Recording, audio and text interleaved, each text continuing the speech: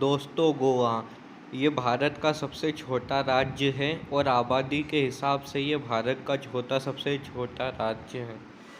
ये दुनिया भर में अपने समुद्र के किनारों के कारण मशहूर है।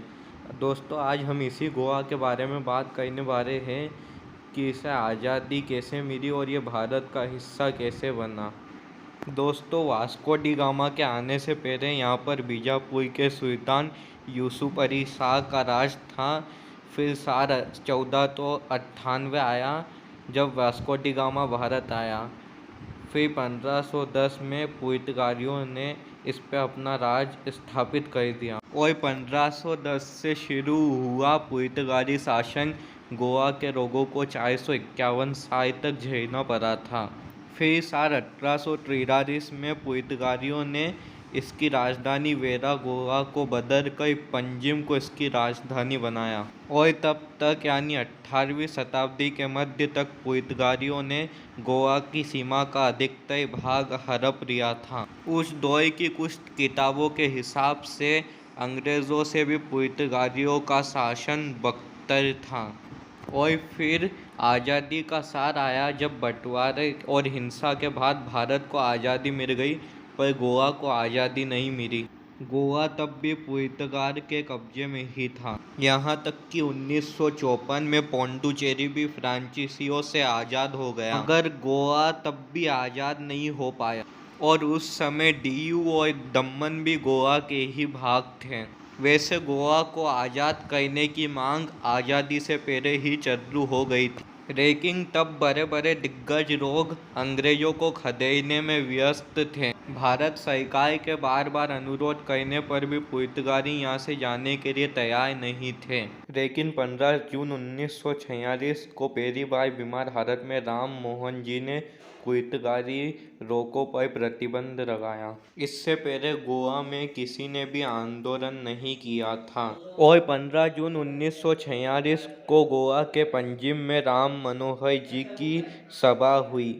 पुलिस वालों ने टैक्सी वाले को मना कर दिया, इसलिए डॉक्टर लोहिया सभा स्थल घोड़ा गाड़ी से पहुंचे।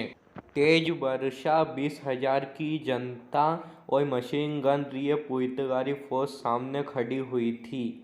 और सभा में यह तय हुआ कि 18 जून से सविनय अवज्ञा प्रारंभ होगा और चौराहे पर पहली बार भारत का तिरंगा फहराया गया, जो चौराहा आज लोहिया के नाम से जाना जाता है।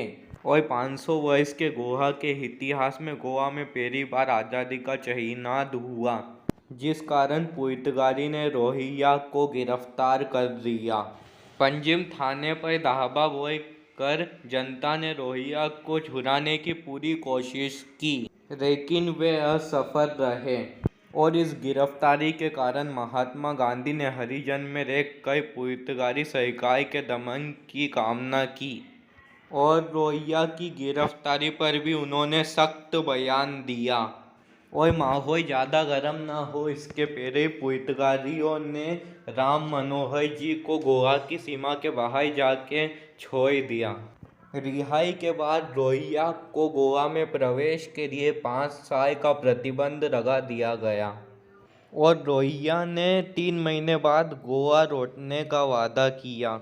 लेकिन दिसंबर 1946 आते आते भारत के दूसरे हिस्सों में सांप्रदायिकता और हिंसा की आग भड़कने लगी और लोहिया गोवा नहीं जा पाए, क्योंकि वे गांधी जी के साथ मिलकर हिंसा की आग बुझाने में लगे हुए थे। फिर भी कुछ समय बाद लोहिया दोबारा गोवा आ गए, जहां पर उन्हें रेलवे स्टेशन पर ही गिरफ्तार कर लिया गया। और आपको ये जानकर हैरानी होगी कि गोवा की आज़ादी में गांधी के अलावा किसी ने भी उनका साथ नहीं दिया। यहाँ तक कि कांग्रेस पार्टी के बड़े बड़े लोगों ने भी उनका समर्थन नहीं किया। लेकिन राम मनोहर लोहिया कहाँ रुकने वाले थे। उन्होंने गोवा के कई जिले का दौरा करा और आज़ादी की भावना रखने वाले लोगों को संगठित किया। उन्होंने मुंबई में बसे गोवा के लोगों को जुटाया और आंदोलन की तैयारी शुरू कर दी। लोहिया एक जीवनी नामक किताब के अनुसार गोवा के लोग चाहते थे कि लोहिया ही उनका नेतृत्व करें। लेकिन फरवरी 1947 आते आते नेहरू ने यह तक कह दिया कि गोवा का प्रश्न महत्वहीन है। नेहरू के इस बयान के कारण गोवा के आज़ादी का आंदोलन मुरझा गया।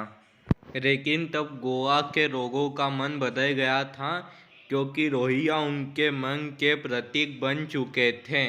जिस प्रकार पुर्तगाली दमन से परेशान गोवा के लोगों ने भारत के स्वतंत्र आंदोलनों से प्रेरणा ली और खुद को संगठित करना शुरू किया, और उसी समय पुर्तगालियों को गोवा से हराने के लिए एक दल संगठित हुआ।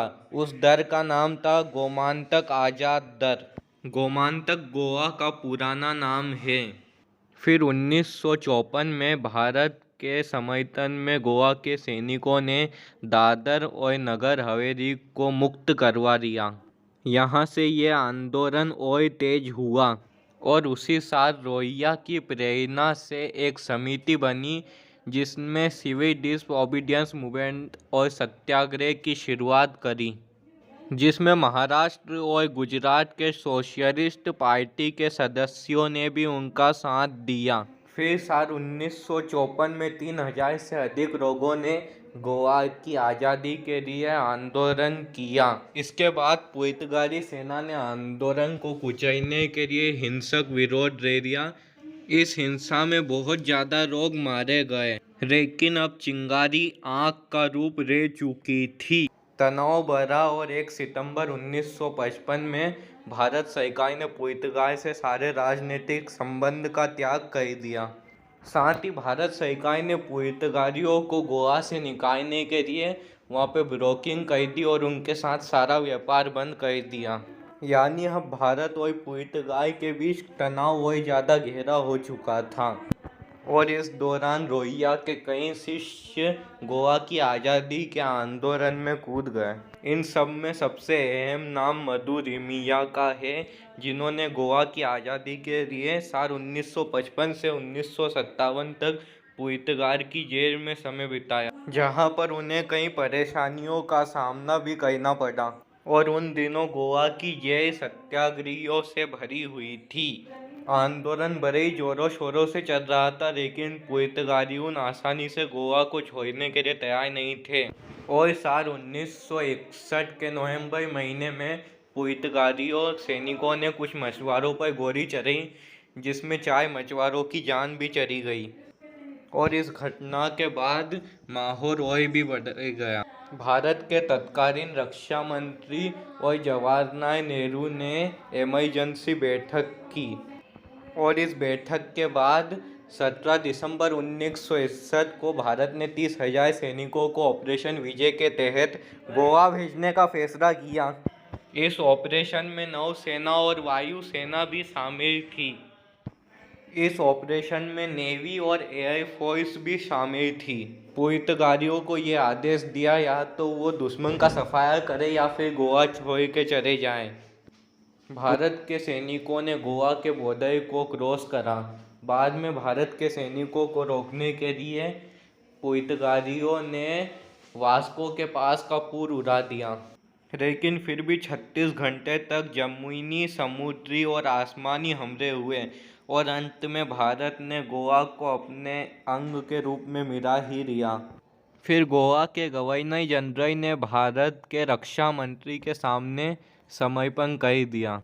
वो दिन था 19 दिसंबर 1961 का। तब से गोवा के लोग उस दिन को गोवा का आज़ादी का दिवस मनाते हैं। गोवा, दमन और दीव को केंद्र शासित प्रदेश बना दिया गया, लेकिन 30 मई 1987 को इस केंद्र शासित प्रदेश को विभाजित किया गया, जिसमें गोवा को भारत का 25वां राज्य बना दिया गया और दमन और दीव को केंद्र शासित प्रदेश।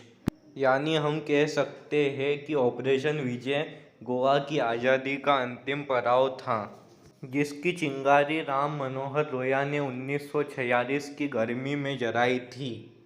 राम मनोहर लोहिया का गोवा को आज़ाद देखने का सपना तो पूरा हुआ, मगर वैसे नहीं जैसे वे चाहते थे।